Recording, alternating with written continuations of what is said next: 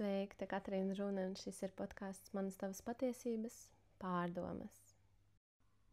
Šodienas pārdomas man ir par kustību, kā virzītāju spēku mūsu ikdienā.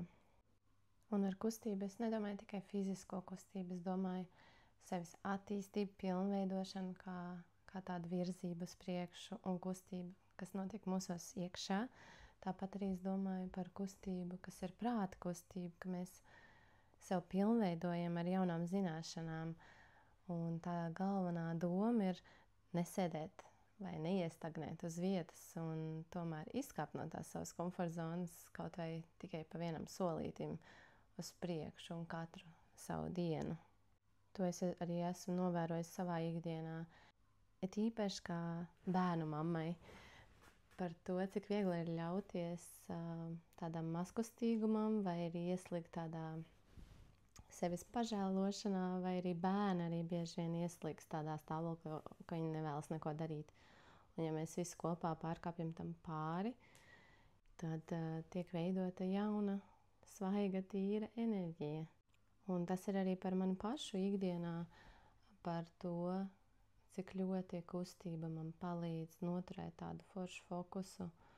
Un ka ir tā sajūta, kad es virzos uz priekšu un nav obligāti tai kustībai jābūt straujai un ātrai, ka mēs gribam ātrāk sasniegt kādu rezultātu, bet tieši izvirzīt vispār mērķi, kustēties lēni, ātri, bet lai ir tā kustība, lai nav tāda iestagnējusies enerģija gan prātam, gan ķermenim. Un kustība prātam, tas man, piemēram, ir iet cauri grāmatlasīšanai vai arī mācoties kādas jaunas mācības vai izzinot kaut ko jaunu. Un kustība sevis attīstībā varētu būt kā piemērs, ka tu izdari kaut ko jaunu, ko tu vēl neesi darījis. Tas arī paplašina mūsu komforta zonu. Un kustība ķermenī ir fiziska kustība. Mēs ejam, izvedam sev ārā, mēs ejam pastaigās, vai tā ir kāda nodarbība, kur ir fiziska kustība, bet jebkas, kas mums palīdz izkustināt tieši to fizisko ķermeni. Jo visa pamatā enerģija vairo enerģiju. Un ja mēs sevi ieguldam šo enerģiju, attīram no iestagnējušās enerģijas sevi, tad arī mēs vairojam jaunu enerģiju un mums paplašinās iespējas un prāts ir skaidrāks un tad arī mēs varam vieglāk virzīties uz kādiem saviem nosprostiem mērķiem. Un kā noturēt to kustību? Labs jautājums. Tas nav tik viegls uzdevums, bet pa maziem solīšiem katru dienu sevi nedaudz izaicināt. Ja tā ir kāda nodarbība, tad vienkārši mēs ieplānojam laiku un ieliekam kalendārā un nemainam to.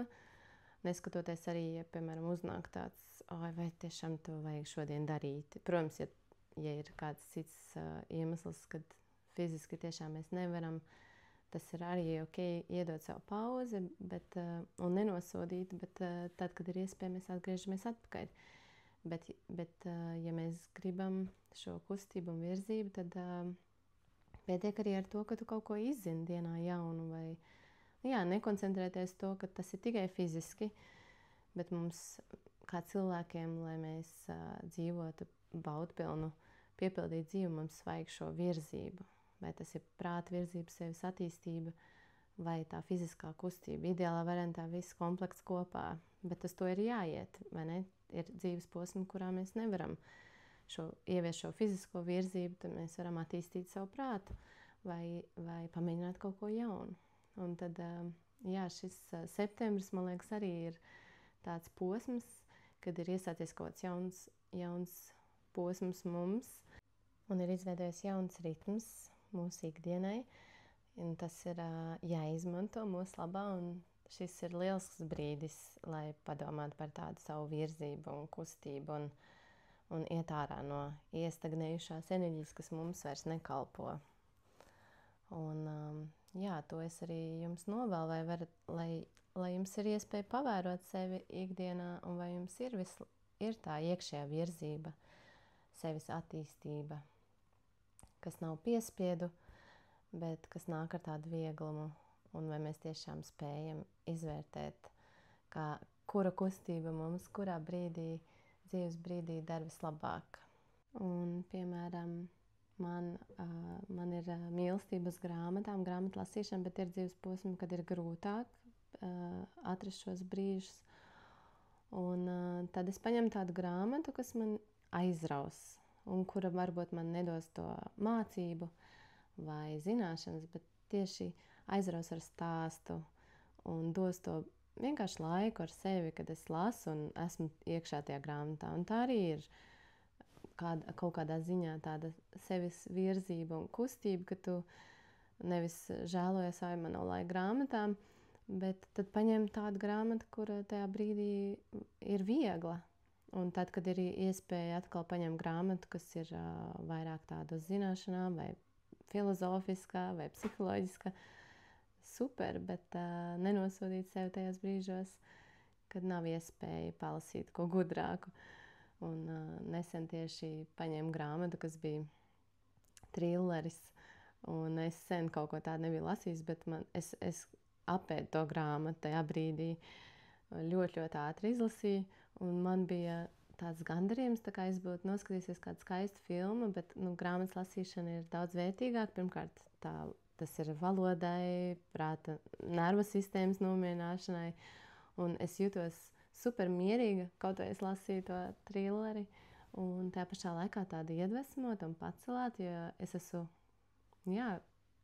pakustinājis savas smadzenes un lasījusi un atradusi brīdi sev, kur man neviens netraucē.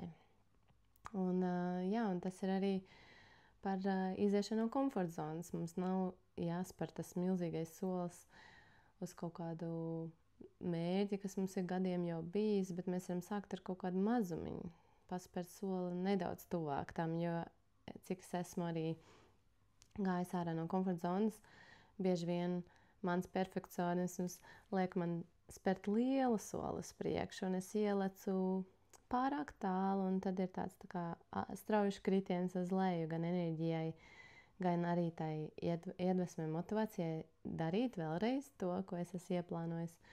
Tādēļ, mans novēlējums jums ir spērt pa maziem solīšiem savā virzībā, un lai ir ikdienā tas dzinējs spēks, jeb jauda, kas mūs virza uz priekšu. Un nevienmēr tas mērķis, kuru mēs esam nolikuši, viņš var gala rezultātā mainīties, un tas arī ir ok. Galvenais ir tas process, un galvenais ir tas, ar kādu sajūtu tu to dari. Un vai tu procesa laikā nenodari savu pāri, nepārņemoties, vai neuzliekot pārāk lielu slodzi vai to mērķi, kādam jābūt procesam. Tad es esmu par procesu baudīšanu, par sevis attīstību un arī sevis izaicināšanu, bet ar tādu vieglumu. Lai mums visiem skaists šis jaunais posms, septembris, rudens sezonā, un lai mums ir šis dzīves prieks. Un es vēl vakar kolēģiem teicu, kad man ir sajūta, ka man ir sākusies mana vasara, jo mūsu vasara, diemžēl, šogad nebija tik krāšņa vai silta kā cerēts, bet liekas, ka rudens nāk ar tādu iekšēju siltumu un dzīves prieku, jo es izvēlos sevi kā prioritāti un nospraužu savu mērķi tieši izbaudīt procesu un neaizmirst par savu attīstību un virzību uz priekšu, bet ar maigumu un mīlestību pret sevi. Paldies, ka klausījāties. Tikšanos nākamreiz.